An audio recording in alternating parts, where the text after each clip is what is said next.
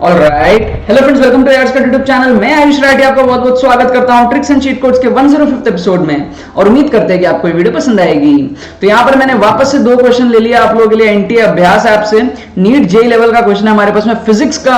एक क्वेश्चन आप देख सकते हो करंट इलेक्ट्रिसिटी और एरर एनालिसिस से मिक्स्ड क्वेश्चन है, और दूसरा क्वेश्चन हमारे पास में बेसिक काइनेमेटिक्स से है। दोनों ही क्वेश्चन बहुत ईजी हैं, लेकिन मान लो आप बहुत खराब प्रिपरेशन के साथ एग्जाम में जाते हो, आपकी प्रिपरेशन ज्यादा अच्छी नहीं है, ठीक है, तो क्या आप ये क्वेश्चंस को छोड़ दोगे और जो बच्चे ने पढ़ाई करी है वो बच्चा क्वेश्चन को सॉल्व करके वो अच्छी रैंक ले जाएगा? नहीं, आप भी अच्छी रैंक ला सकते हो, आप भी अपनी रैंक को इंप्रूव कर सकते हो इन क्वेश्चंस को सॉल्व करके। फर्क नहीं पड़ता कि आपकी प्रिपरेशन कितनी अच्छी है। आपकी प्रिपरेशन अगर बहुत कम भी है, 10% प्रिपरेशन भी है, तो भी जो 90% प्रिपरेशन वाला बंदा होगा या बंदी होगी जो इन दोनों क्वेश्चंस को सॉल्व करेगी या करेगा, आप भी उस 10% प्रिपरेशन में इन दोनों क्वेश्चंस को सही कर सकते हो। यही हम लोग समझने वाले इस वीडियो में। देखते रहो पूरा एंड तक, समझो किस तरीके से। पहला क्वेश्चन आपके पास में है, गिवन आपको दिया हुआ है R1 की वैल्यू। R1 की वैल्यू आपको कितनी दी हुई है? 5 प्लस 0.2। R2 की वैल्यू आपको दी हुई है 10 plus minus 0.1। What is the total resistance in parallel with possible percentage error? तो परसेंटेज एरर आपको अगर कैलकुलेट करना आता है तो आप इस क्वेश्चन को सॉल्व कर ही दोगे। रेजिस्टेंस आप लोग कैलकुलेट कर ही सकते हो, लेकिन आपको मान लो परसेंटेज एरर सॉल्व करना नहीं आता है, तो आप क्या करोगे? कुछ मत करो, क्वेश्चन को छोड़ने के बदले आप क्या करो, पहले जितना आता है उतना सॉल्व करो। तो जितना आता है आप उतना सॉल्व करोगे। तो आपको दिख रहा है पैरेलल में, तो पैरेलल में क्या होता है? 1/r equivalent equals to 1/r1 plus 1/r2 होता है। इसको अगर आप थोड़ा सा और सॉल्व करोगे तो आपको ऐसा दिख जाएगा, r equivalent equal to r1 r2 upon r1 plus r2। ठीक है, इसको आप अगर आप सॉल्व करके एलसीएम वगैरह लेके करोगे तो ये आ जाएगा। तो इसको आप डायरेक्टली इसे सॉल्व कर लो। r1 r2 मतलब कितना हो गया? 5 इंटू R2 की वैल्यू है 10 अपॉन R1 प्लस R2 हो गया 5 प्लस 10, राइट। एरर वाले पार्ट को एक बार छोड़ दो, जो मेन वैल्यू है उसको आप लोग देखो। तो ये आपको मिलेगी 50 अपॉन 15, तो ये वैल्यू आपको मिलेगी 3.3 समथिंग, राइट। ये आपको क्या मिल गया? 3.3। तो यहां से इतना काम अगर आप कर लेते हो, एक तरफ आप क्वेश्चन को छोड़ने वाले थे इस वजह से क्योंकि आपको एरर नहीं आता, राइट। अगर आपने इतना काम कर लिया तो आप दो ऑप्शन एलिमिनेट कर लिए, ए और सी, ये दोनों ऑप्शन आपने एलिमिनेट कर लिया। आपके पास में बचा ये 3.3 वाला बी और डी ऑप्शन, राइट। अब आप, जो मैंने पिछले एपिसोड में भी आपको बताया था, आप ये सोचोगे कि जो भी टीचर, जो भी एजेंसी क्वेश्चन बनाती है वो ये चाहेगी कि आपको कंफ्यूज किया जाए, राइट। आपको जल्दी से वो आंसर तक पहुंचने नहीं देगी। तो आप यहां पर देखोगे कि एक ऑप्शन में आपको 2 दिख रहा है और दो ऑप्शन में 3 दिख रहा है और एक ऑप्शन में 7 दिख रहा है, राइट। इसका मतलब बहुत हाई प्रोबेबिलिटी है कि जो आपका आंसर होगा वो 3 वाला होगा, क्योंकि जो भी क्वेश्चन बनाता है वो ये नहीं चाहेगा कि आप जल्दी से आंसर तक पहुंच जाओ, वो ये चाहेगा कि आपको कंफ्यूज किया जाए। तो आप बी और सी में कंफ्यूज हो, लेकिन आप तो कंफ्यूज हो गए नहीं क्योंकि आपने पहले ही सी ऑप्शन को एलिमिनेट कर लिया है। तो आपके अकॉर्डिंग आंसर क्या होगा? विद हाईएस्ट प्रोबेबिलिटी वो होगी बी। तो आप क्या करोगे? एग्जामिनेशन में इस तरीके से एलिमिनेट करके बी मार्क करके आओगे, राइट।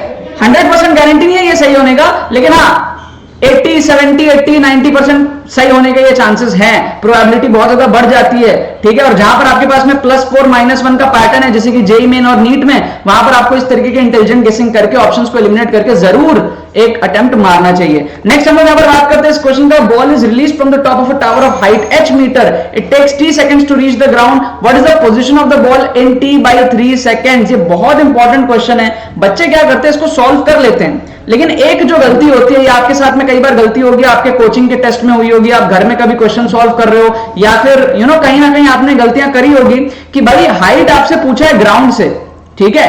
हाइट आपसे पूछा होता है ग्राउंड से। सपोज आप इस पोजीशन पे हो, हाइट आपसे पूछता है ग्राउंड से, और आप क्या करते हो? टॉप से निकाल के उसको मार्क कर देते हो, राइट। तो 2 ऑप्शन रहते हैं, ठीक है। जैसे कि अगर आप ऑप्शंस को एनालाइज करोगे तो 17/18 ये तो बहुत ही छोटा हो गया, मतलब समझ रहे हो, मतलब t/3 मतलब 1/3 टाइम। तो अगर कोई पार्टिकल ऊपर से गिर रहा है तो यार 17/18 h का क्या मतलब है? मतलब कि वो h/18 खाली गिरा है ना। 17/18 अगर ग्राउंड से है तो ऊपर से सिर्फ h/18, तो ये तो बहुत ज्यादा कम नहीं लग रहा आपको t/3 सेकंड्स में? समझ में आ रहा है? थोड़ा फील हो रहा है? खैर उसको छोड़ो, आगे आप देखो 8h/9, 7h/9 और h/9। तो जो ऑप्शन डी है, अगर आप ऑप्शन डी को ध्यान से देखते हो ना, तो ऑप्शन डी आपको दिख रहा है h/9 फ्रॉम द ग्राउंड से h/9। इसका मतलब ऊपर से 8h/9 चला गया और ग्राउंड से बस h/9 बचा हुआ है।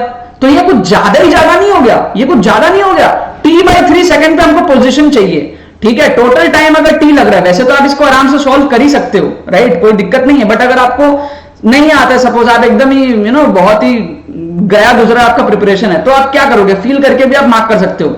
ठीक है, अगर ऊपर से गिर रहा है टोटल टी टाइम पे, तो t/3 पे कहां पहुंचेगा, इतना नीचे थोड़ी पहुंचेगा।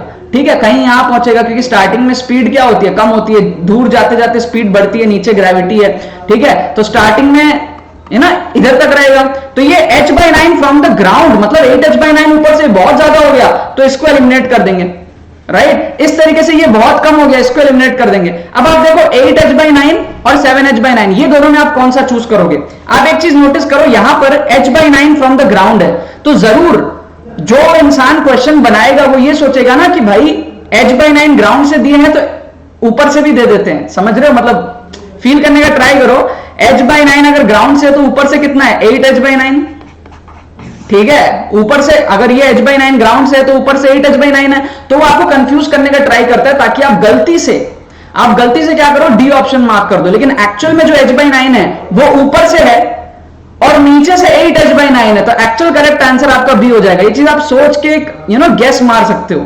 ठीक है, आपको अगर नहीं समझ में आया तो मैं वापस से बताता हूं, इस क्वेश्चन को जब आप सॉल्व करते हो तो आपका आंसर आता है h/9, लेकिन वो h/9 होता है ऊपर से, टॉप से, तो बॉटम से क्या होता है 8h/9। अब बच्चे क्या करते हैं, जल्दी जल्दी सॉल्व करते हैं, h/9 आ जाता है आंसर, और वो क्या करते हैं h/9 मार्क कर देते हैं, लेकिन वो ये ध्यान नहीं देते कि भाई ग्राउंड से पूछा था, तो ग्राउंड से पूछेगा तो h से माइनस करना पड़ेगा, तो आंसर आता है 8h/9। अब इस चीज को, इस कंसेप्ट को, ठीक है, कि दो ऑप्शन कंफ्यूजिंग जानबूझ के जो भी क्वेश्चन बनाएगा वो डालेगा, इस चीज को ध्यान रखते हुए आप बी आंसर मार्क कर सकते हो, क्योंकि डी तो आपने पहले एलिमिनेट कर दिया। ठीक है, आपको ये पता है कि भाई 4 में से कोई 2 ऑप्शन आपस में ऐसे होंगे, अगर h/9 यहां पर दिख रहा है तो इसका एक ऑल्टरनेटिव हो सकता है, तो आप देख रहे हो कि हाँ ऑल्टरनेटिव है 8h/9, तो जरूर इन दोनों में से सही होने की हाईएस्ट प्रोबेबिलिटी है, क्योंकि क्वेश्चन इसी तरीके से बनता है कि आप कंफ्यूज हो जाओ। वहां पर 7h/9 का कोई भी ऑल्टरनेटिव नहीं दिख रहा है, ठीक है, 2h/9 नहीं दिख रहा है, 17h/18 का ऑल्टरनेटिव नहीं दिख रहा है, सिर्फ 8h/9 और h/9 का ऑल्टरनेटिव दिख रहा है, एक ग्राउंड से एक टॉप से। लेकिन हमको यहां पर ग्राउंड से पूछा है, तो आंसर होगा 8h/9, ऊपर से h/9, ग्राउंड से 8h/9। आई होप आपको समझ में आया होगा। नहीं समझ में आया तो एक बार वापस से सुन लेना इस चीज को मैं क्या कह रहा हूं। मैं बस ये कह रहा हूं कि यार फील कर लो कि बी और डी में से आंसर होगा, क्योंकि वो दोनों कंफ्यूजिंग है। ठीक है, गलती से बच्चा डी मार्क कर देता है बी की जगह, क्योंकि वो टॉप से डिस्टेंस निकाल लेता है, राइट।